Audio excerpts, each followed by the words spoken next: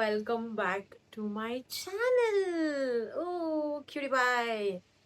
So ಇವ್ನು ನನಗೆ ನೆನ್ನೆ ರಾತ್ರಿ ಕಲೆಕ್ಟ್ ಮಾಡ್ಕೊಂಡಿದ್ದು ಇವನ್ನ ನಾನು ಇನ್ನ ಒಂದಿನೂ ಆಗಿಲ್ಲ. ಸೊ ಹೀಸ್ ಅ ಗುಡ್ ಬಾಯ್ ಆದ್ರೆ ಬಟ್ 6 ಗಂಟೆಗೆನೆ ಕಿರ್ಚಕ್ ಸ್ಟಾರ್ಟ್ ಮಾಡ್ದ. ನಾನು ಗೊತ್ತಿರಲಿಲ್ಲ ಇವ್ನು ಏನಕ್ಕೆ ಕಿರ್ಚ್ತಾ ಇದ್ದಾನೆ ಅಂತ. ಮೇ ಬಿ ಲೈಕ್ ಇವ್ನು ರಾತ್ರಿ ಬಂದಾಗ ಮಲಗ್ಬಿಟ್ಟಿದ್ದ. ಸೊ ನಾನು ಹಂಗೆ ಕರ್ಕೊಂಡು ಬಂದು ಇಲ್ಲಿ ಮಲಗಿಸಿದ್ದು. ಬೆಳಿಗ್ಗೆ ಎದ್ಬಿಟ್ಟು ಕಿರ್ಚ್ತಾ ಇದ್ದ. ಆಚೆ ಕರ್ಕೊಂಡು ಹೋದೆ. ಮೇ ಬಿ ಲೈಕ್ ಹೊಸ ಜಾಗ ಅಂತ ಏನಾರು ಕಿರ್ಚ್ತಾ ಇದ್ದಾನೆ ಏನೋ ಅಂತ. ಅಂಡ್ ಅವಾಗ ಗೊತ್ತಾಗಿದ್ ನನ್ಗೆ ಅವ್ನ ಆಚೆ ಹೋದ ತಕ್ಷಣ ಸುಸು ಮಾಡ್ದ.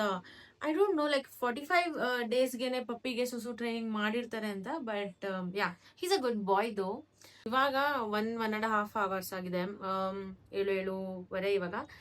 ಬೇಬಿಗೆ ತಿಂಡಿ ಮಾಡ್ಬೇಕು ಇವಾಗ. ನಾನು ಎಲ್ಲಾರನ್ನೂ ಕೇಳಿದೆ, ಶಿಜು ಓನರ್ಸ್ ಮತ್ತೆ ಇವ್ರದ್ದು ಡಾಗ್ ಬ್ರೀಡರ್ಸ್ ಇರ್ತಾರೆ ಅವ್ರದ್ದು.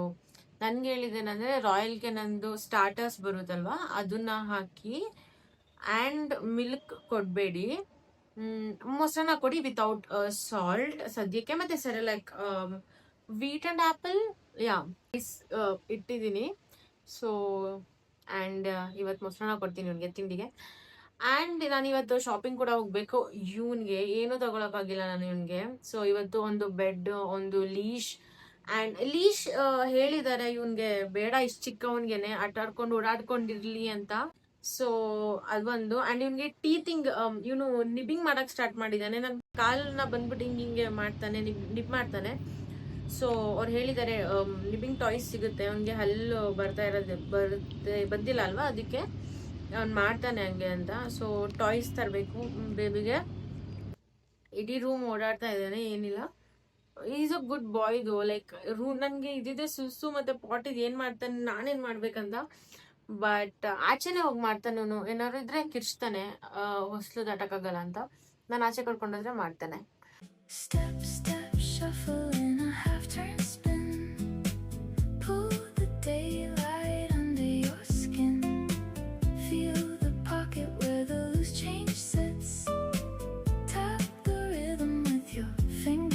ಆ್ಯಂಡ್ ಅವ್ನು ನಡಿಯೋಕೆ ಕಷ್ಟಪಡ್ತಾ ಇದ್ದ, ಅಲ್ಲಿ ಬೀಳ್ತಾನಲ್ಲ ಆ ಥರನೇ ಸ್ವಲ್ಪ ನಡೀತಾ ಇದ್ದ. ಸೊ ಕೇಳಿದ್ದಕ್ಕೆ ಅದಿನ್ನ ಮಗುವಿನ ನಡೆಯೋದು ಕಲಿತಾ ಇದೆ, ಸೊ ಏನು ಪ್ರಾಬ್ಲಮ್ ಇಲ್ಲ ಅಂತ ಹೇಳಿದ್ರು.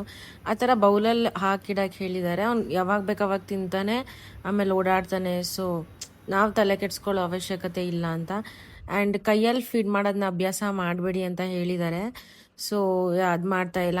ಆ್ಯಂಡ್ ಅವನು ಊಟ ಮಾಡಬೇಕಾದ್ರೆ ಅವ್ನ ಬೌಲಲ್ಲಿ ಸ್ವಲ್ಪ ಊಟನ ಮುಂದೆ ತಳ್ಳಿ ಕೈ ಹಾಕ್ಬಿಟ್ಟು ಅಂತ ಹೇಳಿದ್ದಾರೆ. ಏನಕ್ಕೆಂದ್ರೆ ಅವ್ನು ಆಮೇಲೆ ದೊಡ್ಡವನಾದ್ಮೇಲೆ ಕೈ ಹಾಕಕ್ಕೆ ಹೋದ್ರೆ ಕಚ್ಚೋ ಚಾನ್ಸಸ್ ಇದೆ, ನಾಯಿಗಳು ಅವ್ರ ಊಟ ಕಿತ್ಕೊಳಕ್ ಬರ್ತಿದೀವಿ ಅಂತ. ಸೊ ಅದೇನೆ ಊಟಕ್ಕೆ ನಾವು ಸ್ವಲ್ಪ ಸ್ವಲ್ಪ ಅವ್ನು ಊಟ ಮಾಡ್ಬೇಕಾದ್ರೆ ಆ್ಯಡ್ ಮಾಡಿ ಅಂತ ಹೇಳಿದ್ದಾರೆ. ಸೊ ಅವನಿಗೆ ಅಭ್ಯಾಸ ಆಗುತ್ತೆ ಅಂತ. ಸೊ ಇಷ್ಟು ಫಾಲೋ ಮಾಡ್ತಾ ಇದ್ದೀನಿ ನಾನು.